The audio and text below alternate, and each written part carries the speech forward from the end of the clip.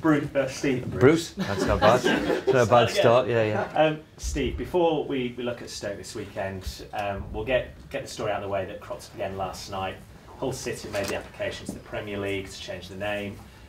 Well, I think it has, because listen, my job is to win on Saturday, and I think all I can say is I'm repeating myself every other week.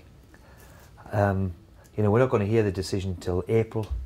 The decision's been made, and as far as I'm concerned, you know, let's all get on with it and see what the FA come up with. And you know, any more than what I've already spoke before, then just to then get in the road of my important job was to win and beat Stoke on Saturday, and really that's all I'm really concentrating on. You've said it there that you feel like you're repeating yourself constantly, week in, week out. Does it become a bone of contention? Well, I hope now for the next 5 months anyway it goes away, because it's not going to be heard, so I believe, with the FA until February. So you know, it's been done, it's been lodged. All I'll ask for the supporters is to make sure they get behind the team. The job's hard enough for a newly promoted team in the Premier League. You know, the last thing we want is a team and is to have any distraction and not become embroiled in something which all of us on our side can't do anything about. So let's get on with it and hopefully win the game on Saturday. And here in particular at the KC Stadium itself, the supporters have had a lot to get behind this season. I think only Manchester City have got a better defensive record at home. You've kept 4 clean sheets. Only conceded 3 well, goals. we knew how difficult it was going to be, full stop, to be in the Barclays Premier League. We knew we had to be really, really good at home. And thankfully, touch wood, we have been. And it's imperative that we stay that way, because we're under no illusion of how difficult the league is. You only have to see, especially to win away from home, when you see the likes of Man City and Liverpool only just winning a couple of games, then you realise how difficult it is. It's a really competitive league, and thankfully our home form has been excellent, and our supporters have played a big, huge part in that. I think they're delighted with everything that's going on at the club at the moment, in terms of on the pitch, and it's important to stay that way, because we need all the supporters we can get. And let's be honest, you turned many heads in beating Liverpool the last time you were here. How important then does it become that you follow that up with a good result against Stoke? Well, we say this week in and week out, don't we? I mean, we've had a wonderful result, which gives everybody a little bit of belief. But it means nothing if we don't take anything from Stoke. Then again, though, they beat Chelsea last week. So they'll be cock-a-hoop and they'll be thinking, like we will be thinking, here's an opportunity now to put 3 points on the board. And as I said, we're at home. The onus is on us to go and make sure that happens. So do you know Mark Hughes very well? What do you expect from him in his side?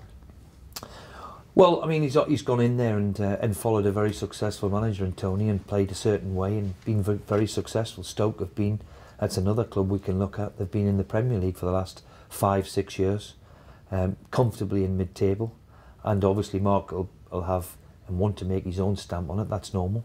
And of always, when you take over a club, the one thing you do require is that little bit of time.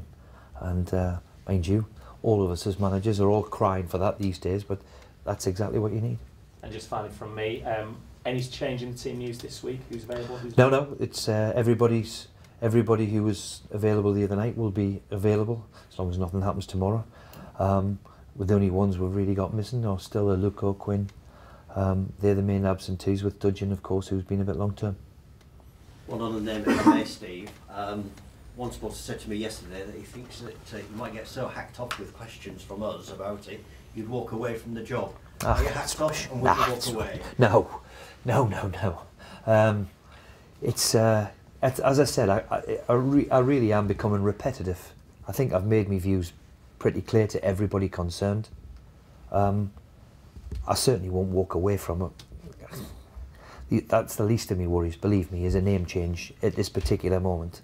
You know, and as I said, I'm more focused than ever to do the job, which was always on the remit, was to make sure that the club stays in the Premier League. And for me, the biggest marketing brand you can get is by your club playing in the Barclays Premier League, week in, week out, year in, year out. That gives you a better and bigger profile than anything else. So that's got to be my aim, and all of our aim really. We've got to be all focused on keeping the club in the Premier League. Super. Can I ask you about football now? Yeah, good. Are you and Mark Hughes cut from the same cloth, would you say? You know him very well, you've played with him many years. Well, we have a common denominator that we played for Manchester for the best part of 10 years. And the one thing you can say about both of us, I suppose, is we've got a steely determination to succeed. And in that respect, we're quite robust, you know, but I have to say I'm English and he's Welsh, so there's a big difference. That's all from me, thanks. Thanks. Steve, how's Paul McShane doing? Is he Yeah, he's fine. He's fine. Still out?